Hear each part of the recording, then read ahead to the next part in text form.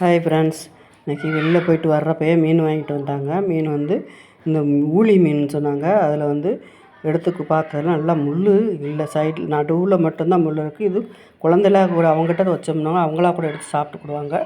அந்த மாதிரி இருந்தது நல்லா.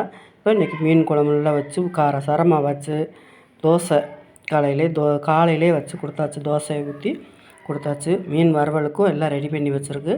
அப்படி சாப்பாடு டிஃபன் முடிஞ்ச உடனே அப்படியே மதியம் சாப்பாடும் வச்சாச்சு.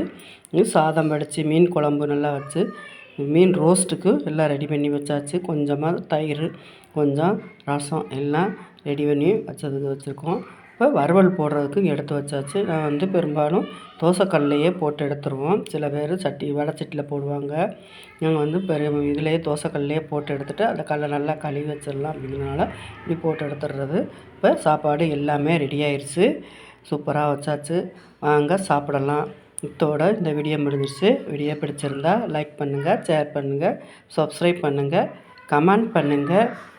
அப்படியே பக்கத்தில் பெல் பட்டனை கிளிக் பண்ணுங்கள். பாய்.